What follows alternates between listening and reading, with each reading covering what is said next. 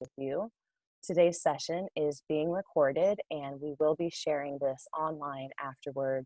So if you would like to revisit anything from today, or if you have any colleagues who you would like to share this information with, we will have that information on YWCA's website.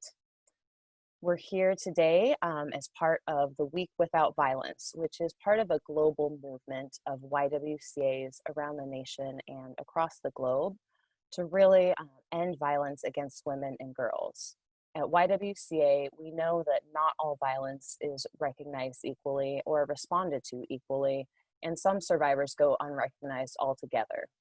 And so that is why every year for more than 20 years, we have set aside 1 week in October, which is also Domestic Violence Awareness Month, to set aside for the Week Without Violence. And this year, YWCA has brought the theme of Black, Bold, and Brave to that Week Without Violence celebration. And we're just glad to have you join us for these online events to share information, stories, advocate, and more with a common goal in mind, which is that together we can end gender-based violence.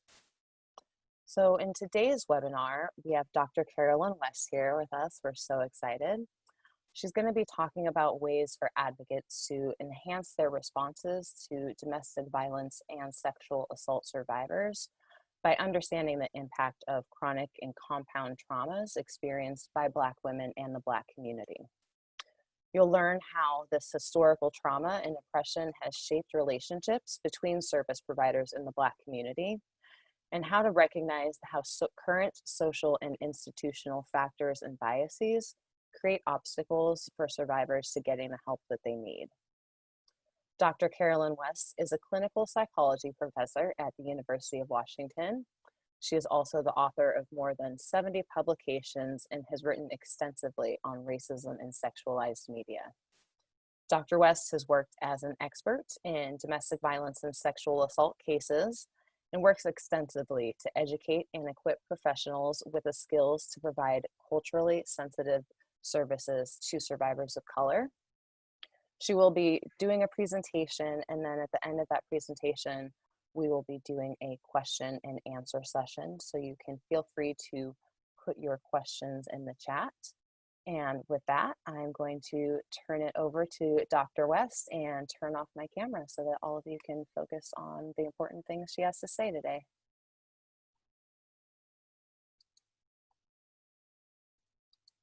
Thank you so much for that wonderful introduction, and thank you so much for being here. So I thought a lot about this presentation and the information that I wanted to share with you this afternoon, and I guess we'll start with this.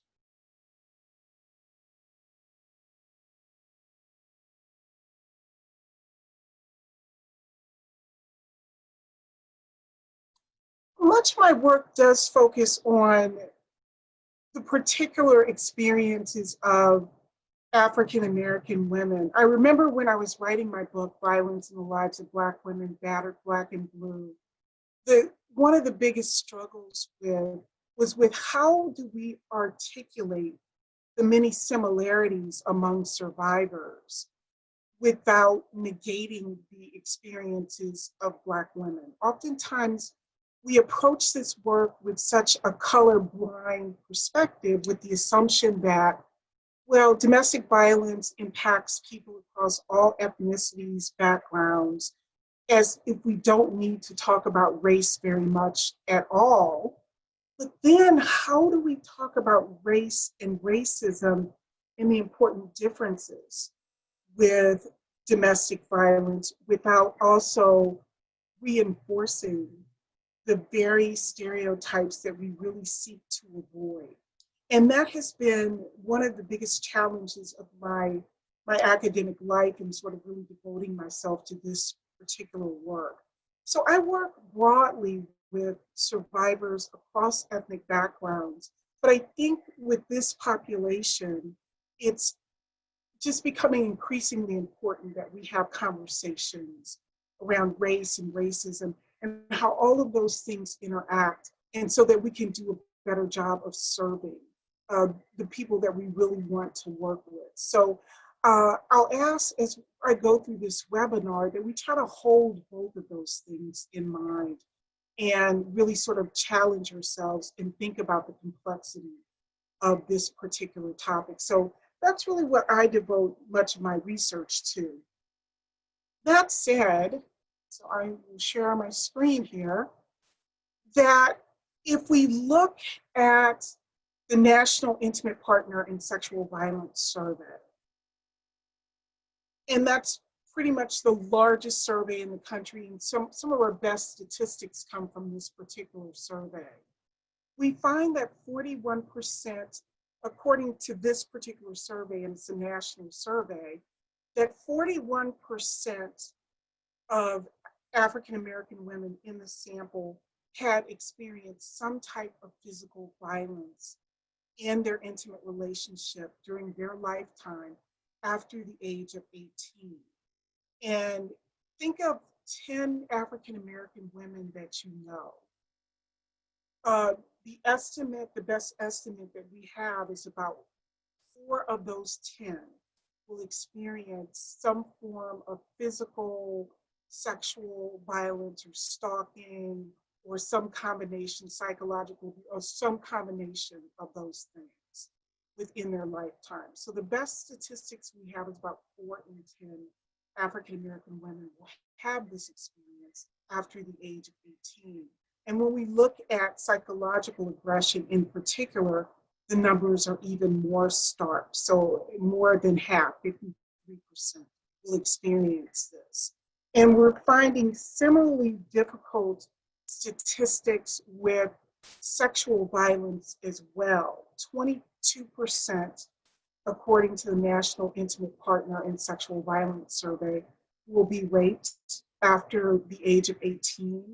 And 41% will experience some additional form of sexual violence other than rape after the age of 18. So this is a population that we know is deeply impacted by all forms of this gender-based violence in their lifetime, yet they don't always reach out to services in the way that they need to. So I think that we can be more equipped, if we really care about racial justice issues, we need to be more equipped to work with this population. And so that's what I want to speak with you about today. And even more disturbing, what we're finding is, so having done this research for about 30 years now, and looking at data across the years and different samples and studies, we're consistently finding that African Americans, when compared to their white and Latinx counterparts, consistently report higher rates of almost all forms of intimate partner violence. What we're finding is that they're reporting high rates of mutual violence, where both people are using violence in intimate relationships. We're finding high rates of recurrent violence. So it's happened once and then it's happening again. Higher rates of overall and severe physical aggression. So overall, so all forms of aggression, and then severe aggression in particular, sexual assault in particular. And we're finding that this kind of bi-directional or mutual violence seems to be the most common form of intimate partner violence in these relationships. But as a researcher, scholar, and a person who really thinks very deeply about this topic, I think we're missing some important pieces. That if we just look at the statistics on the face, it looks like, well, Black women are just inherently violent, or they're being excessively violent in their relationship. And I think that we're not really doing that justice, because we aren't looking at the nuances to put these kinds of statistics in context. And that's what I want us to sort of really to focus on here. So it looks like it's mutual violence or it's mutual combat if you just look at the statistics and you don't go beyond those statistics. But what we understand now certainly is that the physical and the mental impact are worse, usually for women than they are for men. So not to say that women aren't using violence, but if we want to understand this better, we need to understand more about the context of violence. So if you remember the Ray Rice situation, where he was caught on film, uh, his hitting his wife in an elevator and knocking her unconscious, people really started to focus on, well, she used violence against him too. So it was a mutual fight. Well, not exactly. He was a professional football player and he knocked her unconscious. So it may look initially like it's mutual combat, but it's certainly not mutual combat in that way. And also, if many of you, those of us who have been doing this work for a while, probably also remember the case of Marissa Alexander, where she was sentenced to almost like 20 years or more when she fired off a warning shot to scare her abusive partner away, who had a long history of assaulting her. And she was facing quite a long time in prison as a result of that, even though she explained that she was really standing her ground and doing what she needed to do to defend herself. And so now she's really explaining to the public how she was really a survivor defendant. And we're seeing more African American women, a disproportionate number of them, are really survivor defendants. So I've been spending more of my time as a researcher really sort of unpacking and looking at why Black women end up in the legal system in this particular way. So if you get some time after this talk, you might want to check out her TED talk, not another victim, but really survivor defending. And we'll talk about the homicide rates of African American women here in a second. But there's something going on with how we really sort of try to put all this together. And the interesting thing, the sad thing about this is when they talked to Marissa Alexander about her case, all the other women in this perpetrator's life said he also had a history of victimizing them as well. One girlfriend said, he's very prone to violence. He had assaulted her on many occasions. So lots of people were seeing he would sometimes harm himself and then say the women in his life had assaulted him in some way. So this individual had a long history of intimate partner violence against numerous women. But we don't see the violence in the lives of African American women in ways that it ends up not getting talked about and it becomes very invisible almost.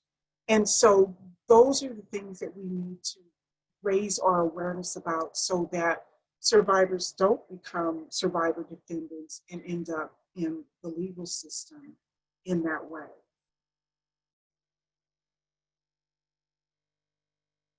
So I understand that Doris in the next day or so will talk more during this week without violence. We'll talk more about the Survivors First program and why and how African American women end up being survivor defendants in disproportionate numbers.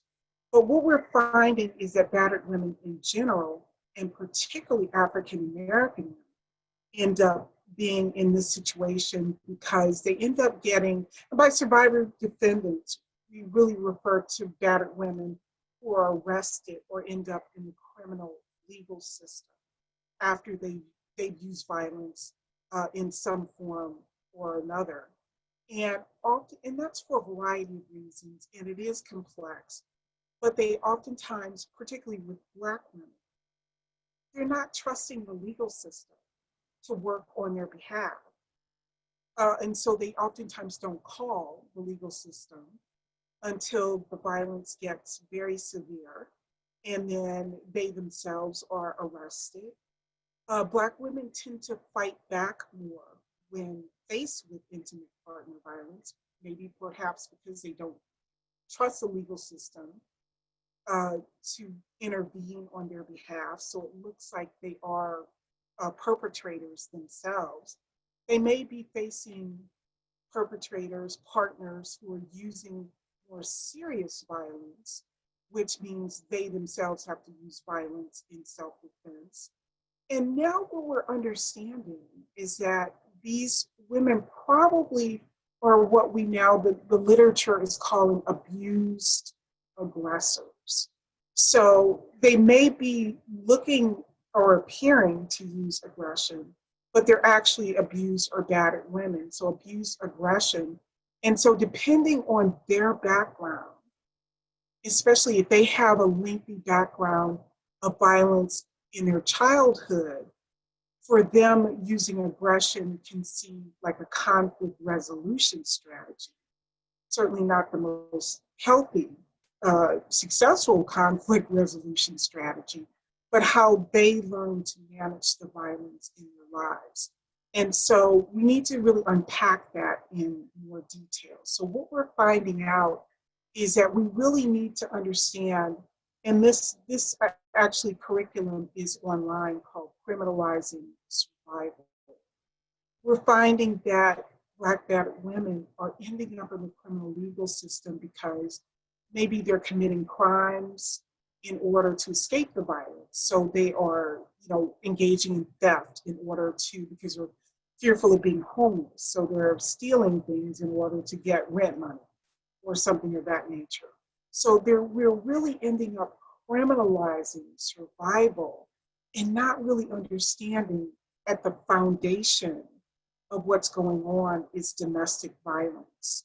And these are survivors just doing what they need to do to keep themselves safe, keep their children safe, and to escape from the violence. So until we can put it in that framework, we're always going to be missing something and really failing to have an adequate uh, social justice response if we don't understand how we end up criminalizing survivors and how women end up being survivor defenders. So that's it's going to be crucial in the work that we do. So part of my work actually is I've been spending more time working as an expert witness in domestic homicide cases.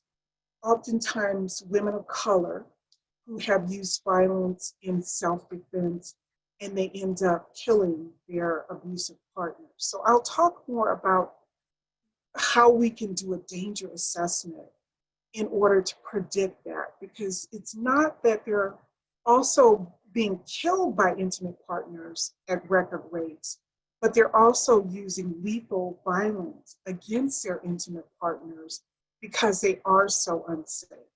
So I've been really sort of committing my time more to the extent that I can to work with defense attorneys, also prosecutors, and working just with the legal system to educate them about what are the unique dynamics that are happening in the lives of all women of color and women in general who are using this violence and how they are ending up killing their abusive partners. In this case, a woman who shot her husband in the back 6 times as she was just trying to flee and get herself to safety. So that is becoming more important in the work that I do.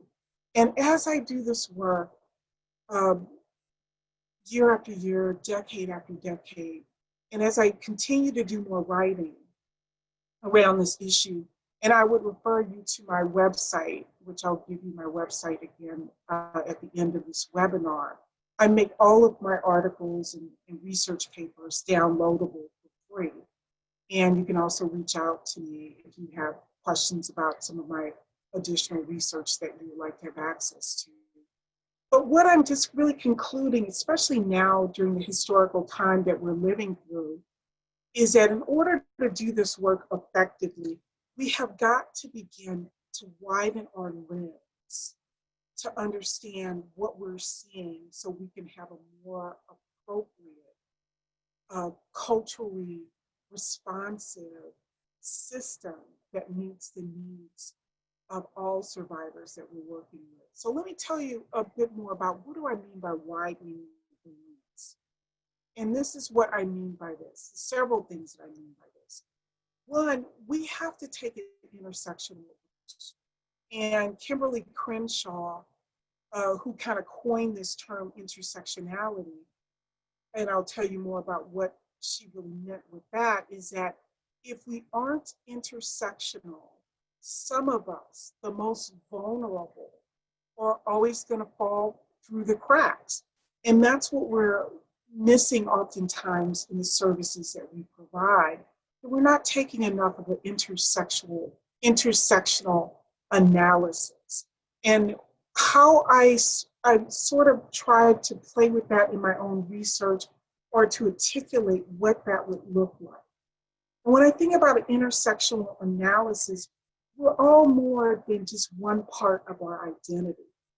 And until we can see when our survivors come to us seeking assistance, they're not just women or men, they have a sexual orientation, they have an immigration status, they have a race. And we end up talking about African Americans as if they're all the same thing, and we end up not seeing Caribbeans. We end up not seeing African immigrants and the unique experiences there because we tend to lump all African Americans or all Black Americans together, which is a problem. They come with perhaps being differently abled and having physical or mental health challenges. They come with a social class, in some cases poverty, deep poverty. They come with a gender identity. So unless we can approach this from an intersectional standpoint and allow survivors to come with all the parts of themselves and have a system in place that can help them accordingly, we're always going to miss people and people will always fall between the cracks. And I think if we develop this kind of intersectional analysis, we'll be able to see survivors in a different way. And what I mean by that is looking at the most recent statistics, we're finding this year, the recent statistics with transgender individuals are experiencing some of the highest rates of fatal violence, that they're being targeted for fatal violence at really disturbing rates. And it's oftentimes of the ones who have been murdered this past year, a large majority of them are women of color, particularly African American, young, and oftentimes living in the South, but this is happening all across the United States. So intersectionality will help us to understand that better, because if we understand here's a population that's particularly marginalized because of race, gender identity, poverty, and just about every life challenge that you can have, they're experiencing their intimate partner violence in the context of all of these other forms of oppression. And so if we can really craft a system, I think, that could best serve Black trans women, it's a system that can deal with all those other oppressions and actually end up probably serving more survivors even better. So if we look at intersectionality, that's going to be crucial when we do our work.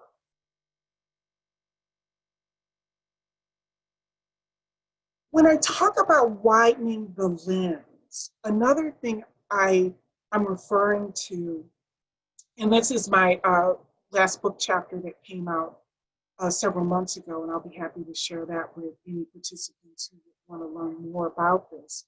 For me, widening the lens really means that we've got to talk about Black women as victims of intimate partner violence in a different way. And so I'll walk you through this. We need to talk about not just physical or sexual violence.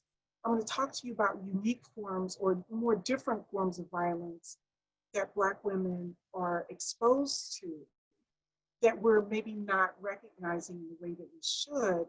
And then we've got to talk about that violence in the context of historical trauma. So I'll tell you more about that. Institutional violence, structural violence, and community violence. So we almost talk about these things as if they're separate issues or topics, and we're not seeing how they're really converging in the lives of the people that we hope to serve. So let's first talk about types of violence that are disproportionately impacting African American women that seem to be getting overlooked. So we'll talk about that first. Um, One type of violence, certainly, that Black women disproportionately experience is domestic homicide. Every year, this report comes out from the Violence Policy Center when men murder women. And this, it just came out for September 2020.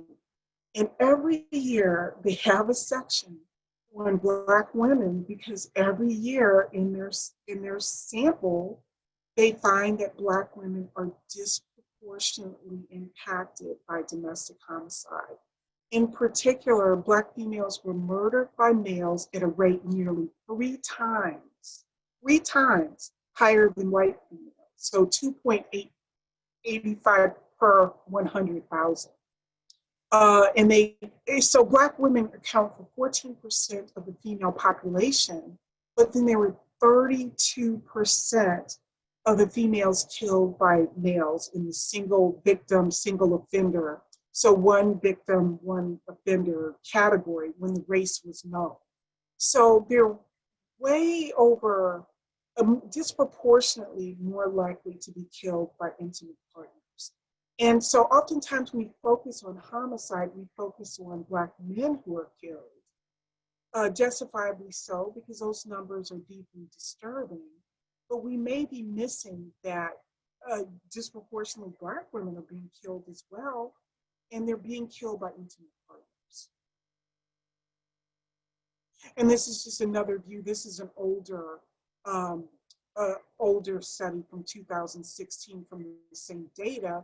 But so when you look at the numbers, they are just so stark and so disproportionately when you compare them to other racial groups. And I wonder sometimes why we're not having more of those conversations as we talk about the George Floyds and all the high profile police killings. We're still not talking about Black women, the vulnerability of their experiences as well. And so that's definitely a conversation that we have to be having. So when Black women are killed by intimate partners, well, when they're killed in homicide situations, it's most likely to be an intimate partner or an acquaintance or someone who's known to them, far more likely than to be murdered by strangers. When they're murdered, it's oftentimes with a handgun, and oftentimes this is occurring during the course of an argument. So it tends to be a pretty specific way that this tends to happen. And so a couple of years ago, there was an article, and they called it a quiet crisis. And I think, again, that goes back to we're not having the conversation about this quiet crisis that's happening all around us every day. So young women, 20 years old, they tend to be young, fatally shot by a boyfriend. And having the conversation, could this death have been prevented?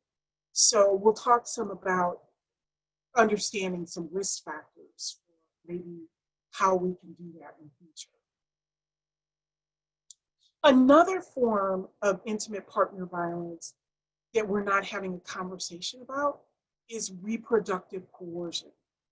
Reproductive coercion. I'll tell you a little bit more about the forms that takes in a second, but when compared to other racial groups, I don't hear us having this conversation enough as well, but when compared to other racial groups, Black women reported higher rates of reproductive coercion in the form of pregnancy coercion, birth control sabotage, and which results in unintended pregnancy. And so, given the limitations that Black women have, just access, being able to get accessible access to reproductive care, this is very concerning. So then you've got the combination of intimate partner violence and sexual assault kind of converging here to make all of this much more complex. So reproductive coercion, and what I mean by that, they're facing pregnancy pressure. So refusing to negotiate condom use, or the perpetrator pressuring her to become pregnant when she's not exactly, it's not a good time to have a pregnancy, using emotional or verbal abuse or swearing or name calling to pressure her into a pregnancy. You'll see multiple pregnancies or births very close together without pregnant and then pregnant again. And so some of the battered women that I've worked with had as many as 6 children. So that's going to make it a lot more complicated to escape the domestic violence. So there's pregnancy pressure. There's birth control sabotage, so removing condoms without the partner's permission, hiding or throwing away birth control pills, removing IUDs or patches, refusing to contribute to emergency contraception. So birth control sabotage, and then controlling pregnancy outcomes.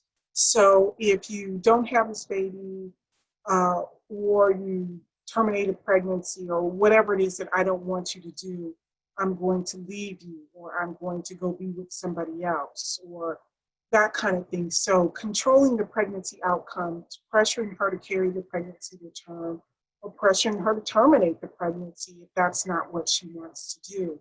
And so this is something that's happening for battered women of all ethnic backgrounds, but disproportionately Black women are more likely to experience this. So that is of concerning. So we need to be asking some questions about that as well. We're also seeing, I'm finding in the research, and we're talking more about strangulation as another form of intimate partner violence, but the research also seems to be consistently showing that Black women experience higher rates of being of strangulation from intimate partners, attempted strangulation, actual strangulation, and multiple times that this is happening. So this is a unique form of power and control that you only have to use once to really terrorize the victim. And it's one of the scariest forms of intimate partner violence. And on women of darker skin tones, the injuries may not show up and may not be readily visible right away. And then she's scratching or pushing or fighting in order to make the strangulation stops. And then when the police show up, it looks like she's the primary aggressor. And so we're finding that strangulation is also related to traumatic brain injuries. So this is a form of violence that we always should be asking women that we hope to serve how that's impacting their lives. But what's disturbing me is with African American women is that it almost becomes a joke in some ways. There was a Tyler Perry movie years ago, and he was joking, and he was saying, yeah, for anybody who has a problem with a baby mama, then I'll just make a rap song about it called Choke That Hoe. And I'm like, are you serious right now? I'm just thinking, just as a domestic violence researcher, Black women have some of the highest rates of strangulation, and they're losing their lives. But it sort of became a joke. So I get worried that this form of violence may be invisible, that we're not talking about it and we're not taking it as seriously as we need, especially in popular culture.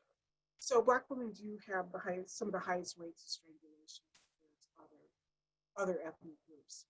So if we go back to that other slide, we have to talk about, as I mentioned, so it's not just that, but we need to talk about Black women's violence, not only the physical and the sexual violence, but also the reproductive coercion, the domestic homicides, and the strangulation. We have to talk about all of that in the context of historical trauma, structural violence, institutional violence, and community violence. So let's talk about historical trauma, because I think that's another thing that's not happening.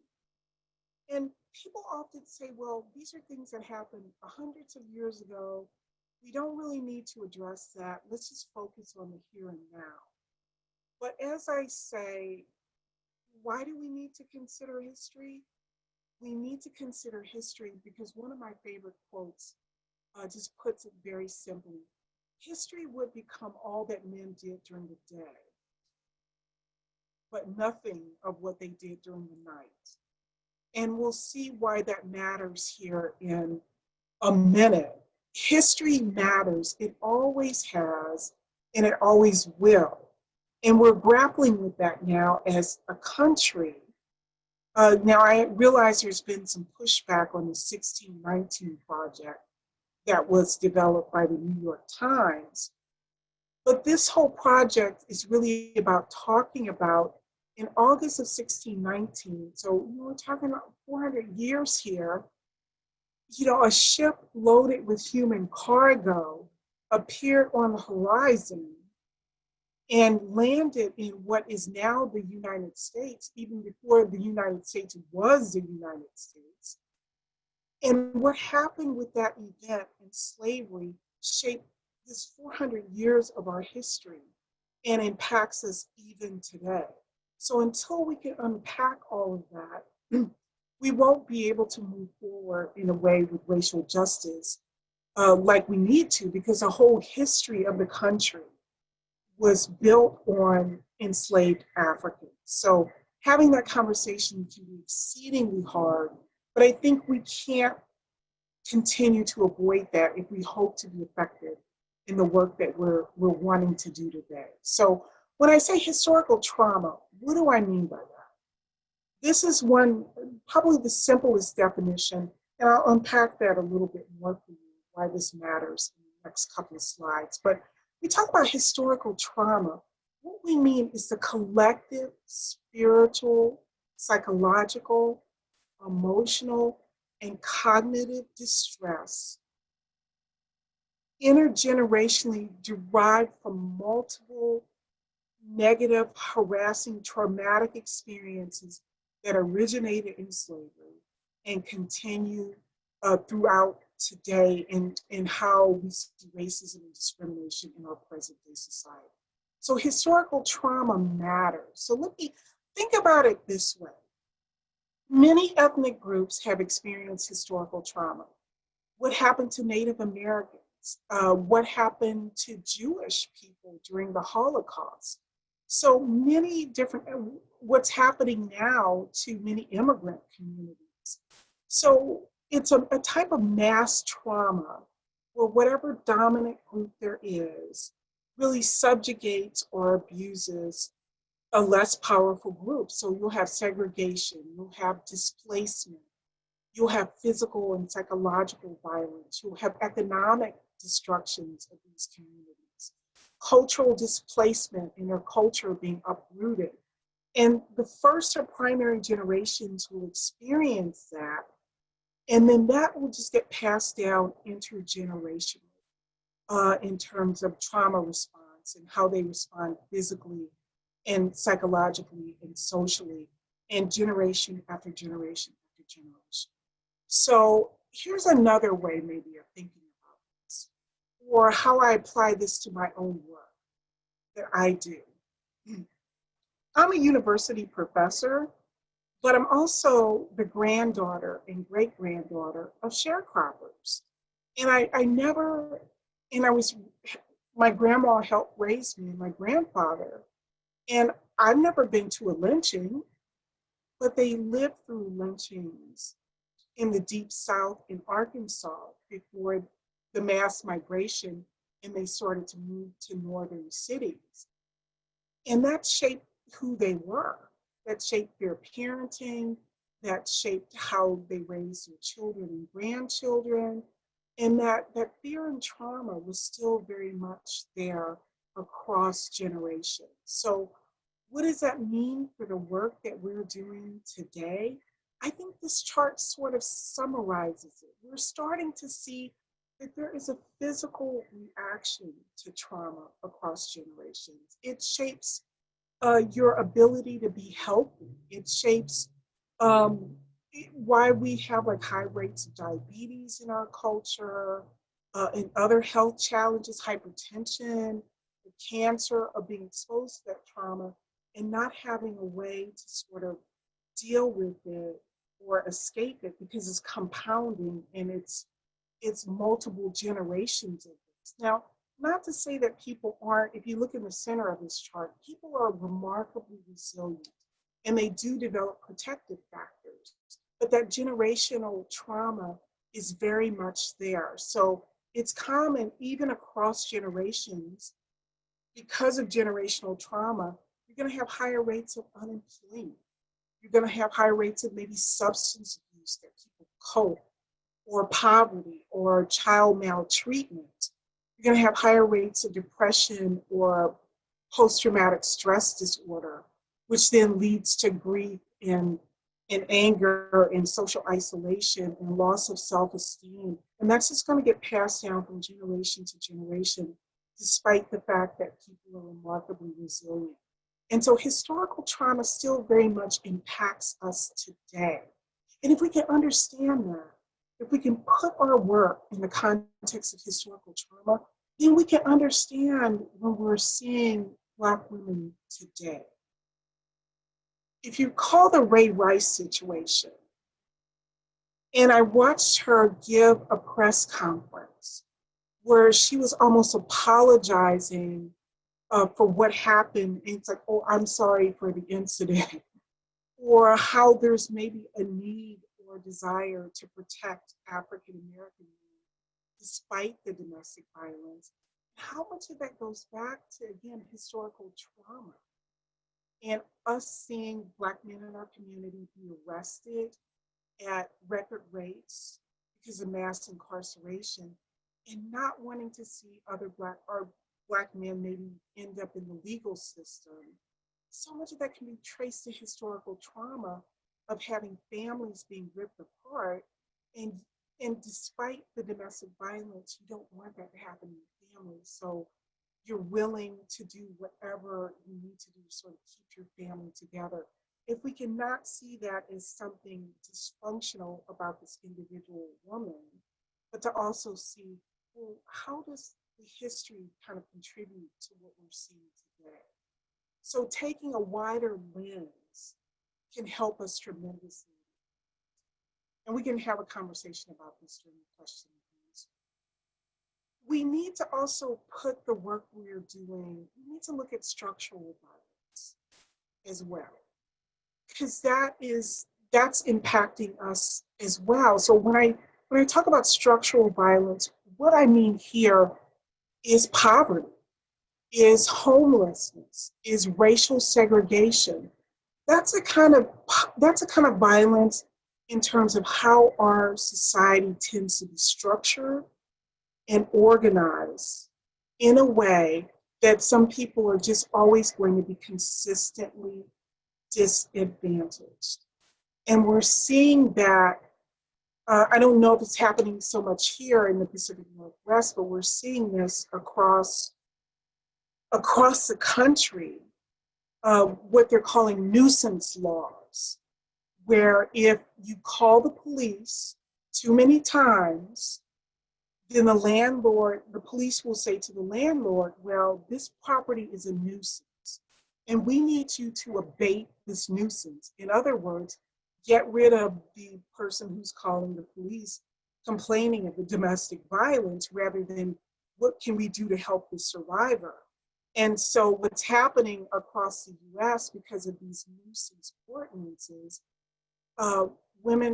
survivors are oftentimes getting evicted at record rates, and a disproportionate number of them are African American women. And then once you're evicted, you can't get housing elsewhere, your credit is damaged, and even if you didn't yourself call the police, a neighbor called the police, you still could be facing eviction. And so if we kind of see this as a form of structural violence that we need to also address as we help survivors address the violence in their intimate partner relationship, then that would be an example of what we mean by widening that lens and dealing with structural violence. What we need to also deal with is institutional violence. And as I said, transgender Black women face a lot of intersectional oppressions, as I talked about before. Institutional violence, we just need to look at the lives of Black trans women and think about how they're experiencing their violence within their relationship in the context of institutional violence. This comes from another recent book chapter that I finished with a colleague who were looking at violence, intimate partner violence in the lives of trans women of color, of all backgrounds. Well, it was really startling to me that they were not only experiencing intimate partner violence, they were experiencing violence in every institution that should be available to help them. They were from law enforcement, they had been physically harassed by law enforcement or attacked even, verbally harassed by law enforcement. They were forced out of the educational system. All through the educational system, they were attacked and bullied and verbally harassed. They were experiencing violence within the prison system, within employment situations, even in public accommodations. So if we can understand that it's not just the violence in your personal life that you're fearful of, when you turn to all these systems that should be designed to help you. Also the faith community and the medical community. Trans Black women were experiencing victimization and trauma. Those are all types of institutional violence.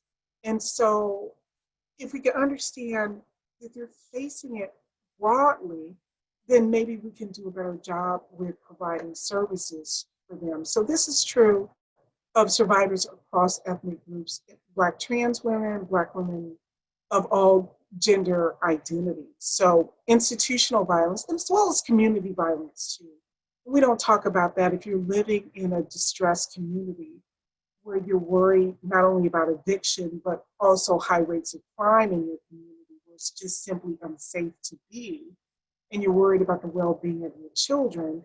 That's a type of community violence which then makes the intimate partner violence worse. So here are some things that I think that we need to be doing if we really want to center social justice with the work that we're doing and do a much better job in this regard with all the survivors that we're working with. First of all, with every case that I approach, I always look at it through the lens of a danger assessment. And Jackie Campbell is a nurse, and she's been doing this work for decades. And just a simple danger assessment that is readily available, that you don't have to have a lot of extensive training in order to administer. As I said, African American women tend to have the highest rates of intimate partner homicide. And this is a really good way of sort of predicting who is at most risk, because oftentimes survivors may know that these things are happening and they are experts on their lives, but they still may not be realizing the risks that they may be exposed to. And it's a clear way of knowing. If we just look for these particular risk factors, we can pretty much do a very good job of predicting who is at risk for being killed by an intimate partner, or also perhaps using lethal violence against their partner as well. So Has the violence increased in severity or frequency over the past year? Does he own a gun? Have you left after living together during the past year? Also, if you've never lived together, that can be a risk factor too. But we're finding leaving the situation and going back and leaving and going back actually may increase the risk of a domestic homicide. Is a partner unemployed, which is important given that we're living through COVID right now, and the unemployment rate certainly has ticked up. Has he threatened you with a lethal weapon? Does he threaten to kill you? Has he avoided being arrested for domestic violence? Do you have a child that is not his? If there is a stepchild involved, or you have the child is not the biological child of the perpetrator, is a risk factor for domestic homicide. Have you ever been forced to have sex when you did not wish to? So we're finding sexual violence in the context of physical violence is a risk factor. Choking, strangulation, we talked about Black women being at higher risk for that. Does he use illegal drugs? Does he have alcohol problems? Is he controlling your daily activities? Is he constantly jealous? If I can't have you, nobody else can. Have you been beaten while you're pregnant? Has he ever threatened or tried to commit suicide? Does he threaten to harm the children? Do you believe he's capable of killing you? Is he stalking or spying on you? Have you ever threatened or tried to commit suicide? Oftentimes survivors, when it gets that bad, then people become suicidal. All of those is risk factors. So if we're more aware of those things, then we can hopefully do a better job of getting people to safety before it gets to that point. So part of the work that we have to do is that. I think another part of the work, I've been working more with the media and doing as many media interviews as I can during Domestic Violence Awareness Month and even beyond. And after Megan Thee Stallion, the rapper, was shot and by another performer, and she was actually shot in the feet and was severely injured and had to undergo surgery, a journalist reached out to me and said, well, can you write about why she got so much pushback and negative comments and why people didn't even see her as a victim? And what's going on here with the dynamics in the larger society and why Black women just receive such little sympathy. And so really starting to unpack that, and so much of that has to do with the stereotypes that we have of African American women, particularly of them. This is a new legal article that came up, that Black women are angry, they're hyper aggressive. And as I said, if you look at the statistics that we talked about earlier, it looks like it's just mutual combat and they're just, overly aggressive. But how are we perceiving African American women, and how are we not seeing them as victims so that our services are just not responsive? So the images and stereotypes that we have are deeply embedded in society and really contribute to them not getting the sources of support. So we've got to be having some conversations ourselves about implicit bias and what all of that means in the work that we do. I think another thing we have to be striving to do is in the social justice movements, Black women and gender-based violence seems to be falling, between the cracks because we're not using an intersectional approach. So in the Black Lives Matter movement, we seem to do a really good job of talking about violence against the Black community in the form of maybe police violence or something. And then in the Me Too movement, we're talking about gender-based violence, but we're not talking about the unique experiences of Black women. So in neither of these social movements, we're not having critical conversations that we need to be having. So I'm happy to see things like Say Her Name, where we're talking about, well, we talk about police brutality, talk about the experiences of Black women, but we're also not talking enough about the reason they're getting killed or assaulted by the police when they call for help with domestic violence. Uh, and what all of that means as well. So we need to be talking within all of these movements about gender-based violence within African American communities and communities of color. And finally, I would say this, a couple more points, is that it was nice to see Megan Thee Stallion had a opinion piece in the New York Times a couple of days ago, and making space for Black women to speak about their experiences is going to be crucial. So I'd like to see that happen, particularly the intersectional experiences, and to make room and space for their voices as advocates and survivors within the movement. So that needs to be happening more. And I think the thing that really needs to be happening so much more is as we move through October in Domestic Violence Awareness Month and this difficult historical time, that we need to also be practicing better self-care. You know, the expectation that we can just be immersed in suffering and loss daily and not be touched by it is about as unrealistic as expecting to be able to walk through water without getting wet.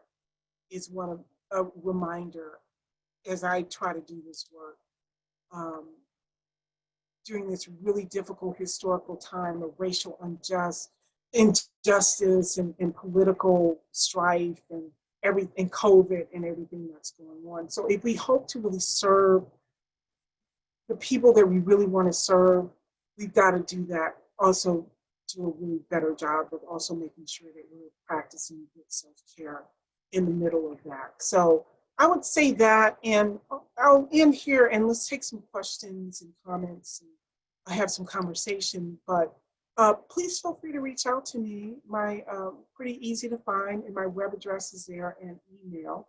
And so with that, I will go ahead and just, I'll go ahead and stop sharing the screen. And let's, if we can take some questions or have a discussion, I'd like to see what people are thinking. Dr. West, thank you so much for that presentation. That was really wonderful. We do have one question from someone who was asking about a particular slide, and I'm not sure which slide they were talking about, but they wanted to know, where do Hispanic and Latino women fall into this discussion and this topic? I think women of color in general. Native women are getting overlooked here as well. We know that Latinas are being overlooked, and they are also experiencing high rates of intimate partner violence as well. So I think when we think about intersectionality, we've got to be looking at everything that people bring to the table when they're seeking assistance. So when we think about intersectionality, that one chart, that those were just some of the identities. People who are mixed race, I mean, it gets very complex very quickly. And we just cannot continue to take like a one size fits all way of approaching the problem. There was also a question earlier, somebody who wanted to know if there was a link to the women's health issue about strangulation that you could share. Yeah, I can share some of that. Okay. Yeah, there have been numerous studies there. And one thing I really am really curious about is I'm not seeing anything in the literature about maybe why Black women have a disproportionate rate of strangulation. It would just be really, I'd like to know more about why that seems to be the case. And I think that would help us to be able to address that if we could understand why that would be.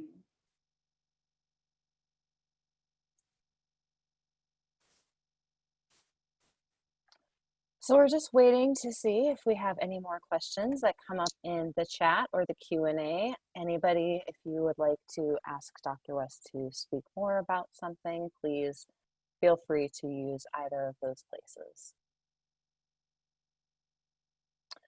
So we do have a question, and the question is, what is the best way that we could help right now? I think the best way that we can help right now is everything is shut down with COVID. So we've got to, I think, make more of an effort to see, we're seeing an uptick in domestic violence across the country, actually globally, with the research seeming to suggest and actually an uptick in homicides and severe intimate partner violence across the state.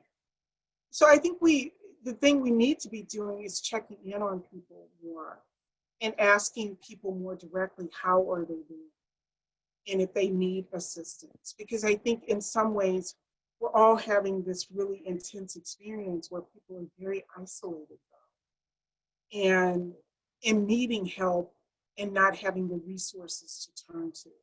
And we're seeing in the legal system just accessing just orders of protection and all of these things are just becoming more challenging. So it's going to be incumbent upon us to seek out people in our social network and ask more directly, perhaps, about domestic violence and getting material resources to people who are in need. I think people are struggling with housing, uh, job situations, money, and I think it's going to just be a tsunami of that as COVID continues. I would definitely agree. I have a follow-up question. What would be the right way to approach that conversation with somebody in your life who you think may be in need of help? And to, if they say, I do need help, is it a phone number? Is it, I know someone? How do you um, just step into that space? I think you step into that space by being really just honest about it. I think, and that's why I think the danger assessment is so crucial. That if you, I always have those items in my head to ask about if somebody is not really talking about it. So I'm ticking through my head always saying, maybe this is more serious than you realize. And so somebody says it's on the blog post, your blog post about how to support survivors of gender-based violence. So that's one way. And I think if you just open up spaces, because I think with stereotypes, particularly around for Black women, this kind of notion of you need to be super strong, not needing help, not asking for help, that you should just be able to manage things by yourself. And a lot of communities of color have that, that if we don't make spaces for people to do that and say, it's okay if you need help, then people won't open up to us in that way.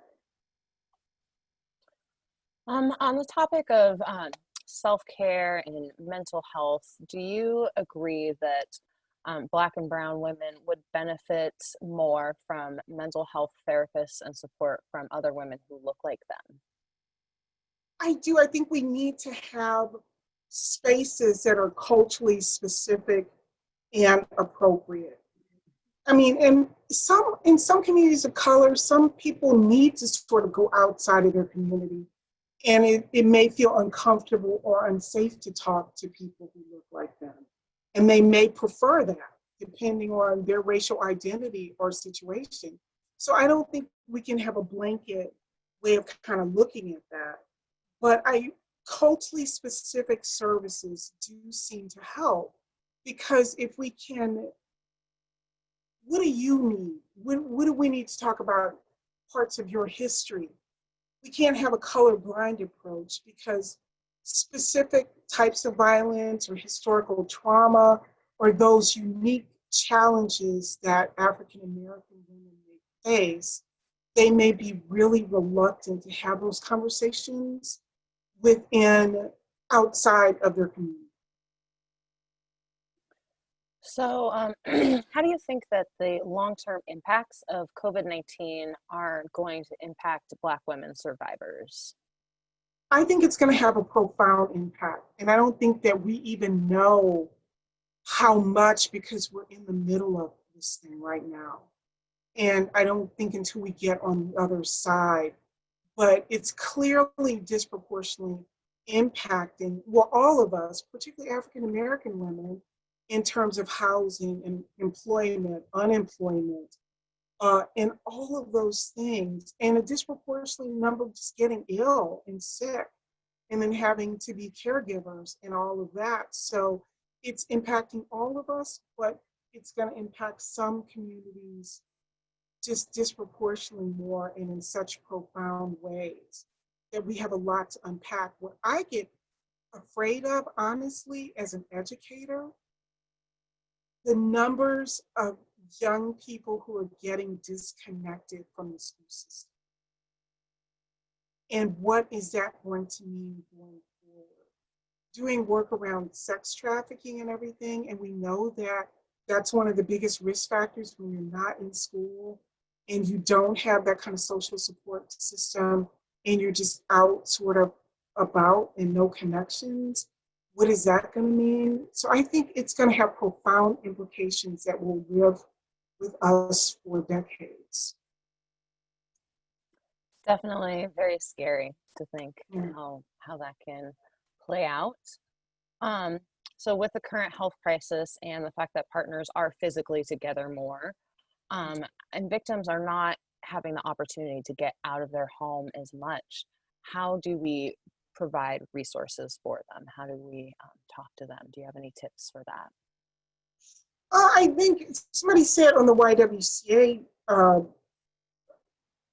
on your website, you have some things, but what we're doing, just like even in my faith community, for example, we're just calling people and just asking them, is there anything you need? How are things going? Did you lose your job? You know, are you stressed? I think it's all about now social support. And also, I think it's about realizing the impact that this trauma has had on us. I think with all the high profile claims that have been in the media, I'm finding that people are having a lot of challenges around sleep, and just a chronic low grade anxiety. And so whatever we need to do, we need to provide a social support network so that people are not isolated. And we need to get just basic material resources to people that they need to just survive from day to day. So shifting a little bit to the bigger picture, is there any specific legislation or policy that you think that you've seen as an example of that should be at the forefront of change? Or is there any general legislation happening right now that you think could have some culturally responsive needs addressed in there? What I'm excited about these days is thinking about the Survivors First program. I think now is a time with everything that's going on, and we're talking about racial justice in a different way. Having a conversation is, how do we need to structure our programs in a way that can be more responsive, particularly in a way that keeps survivors out of the criminal legal system if they do not need to be. Because oftentimes we can't arrest our way out of this problem. So if we can figure out a way to structure our resources and systems in a way where we're asking survivors, what do you need from us as service professionals, rather than here's a menu of services that we provide. And if some of this works for you, great. But this is what we do. It can't, that doesn't seem, that's never really worked.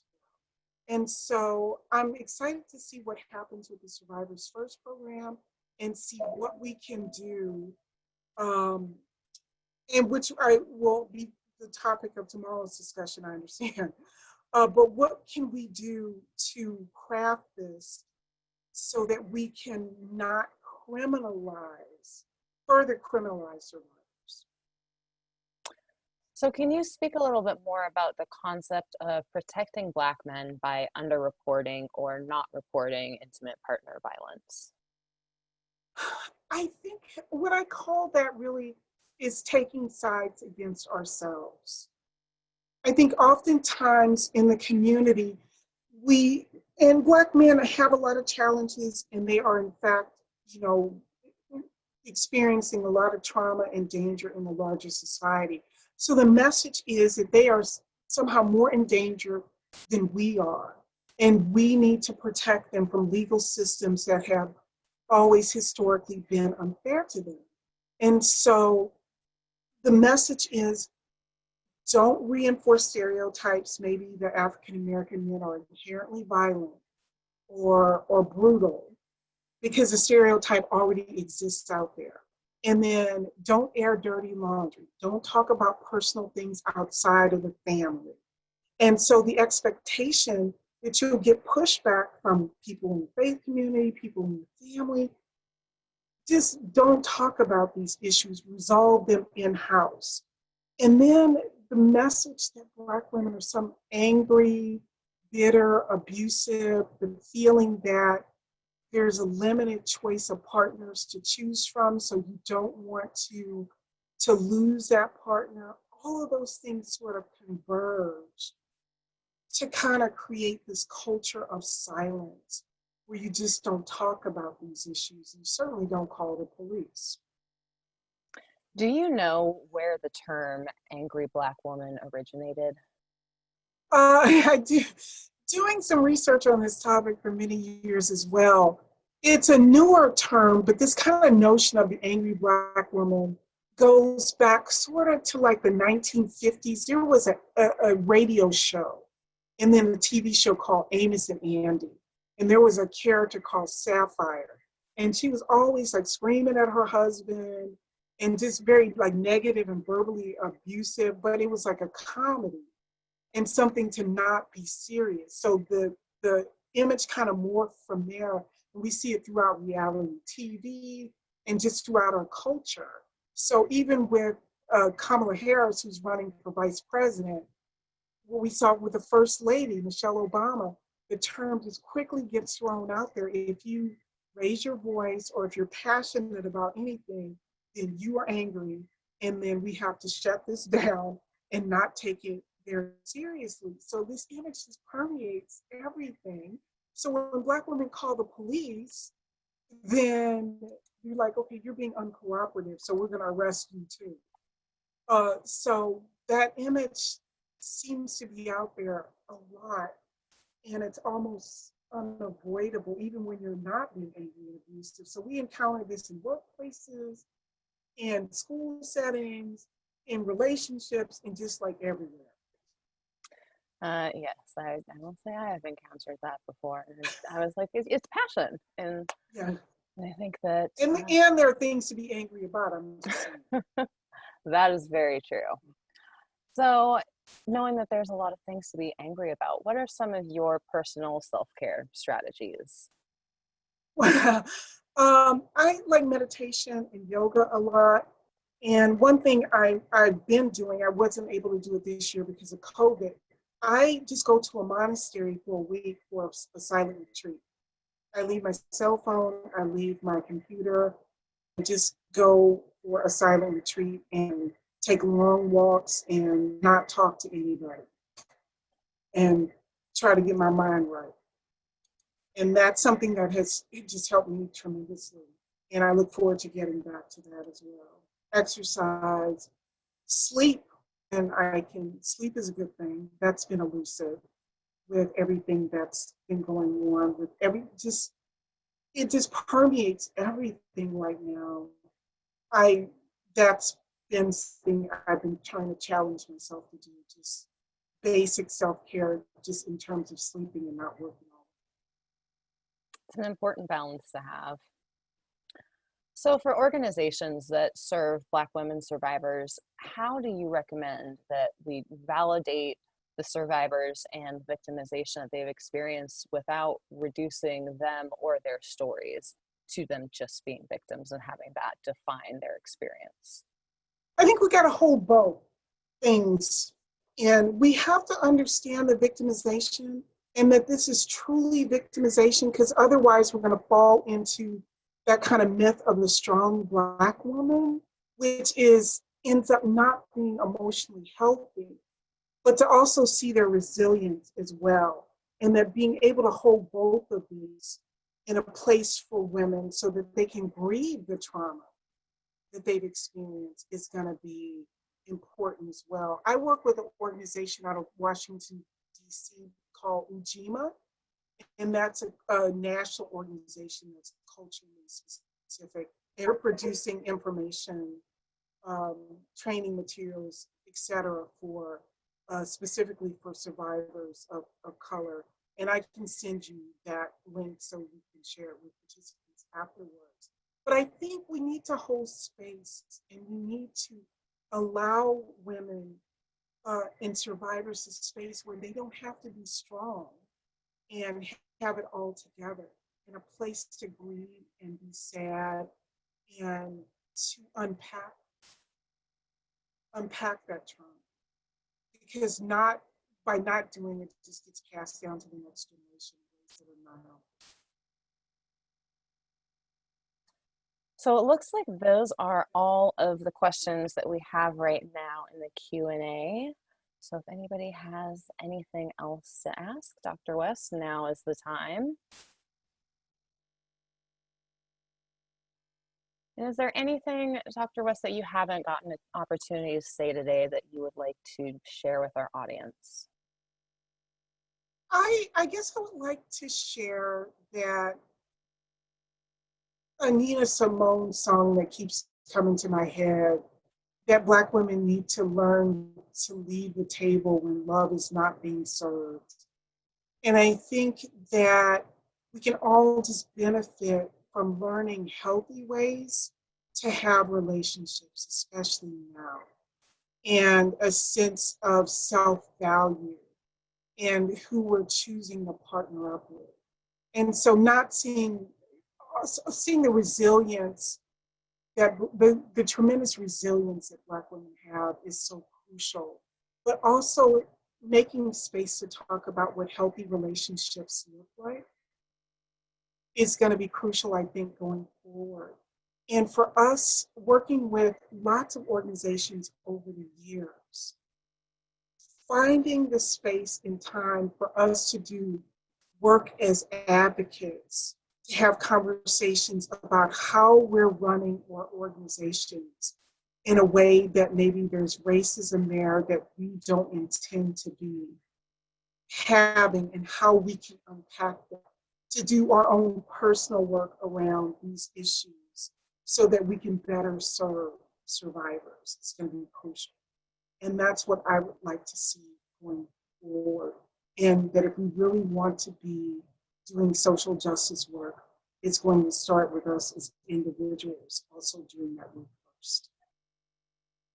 Well, thank you so much, Dr. West. This was a really amazing presentation. I know we've gotten a lot of positive comments and thank yous in the chat Thank you. conversation, and just really set us up well for a following conversation about Survivors First program tomorrow at noon, which will highlight the way that this unique program works in partnership with the King County Prosecutor's Office to better serve those survivor defendants in that population.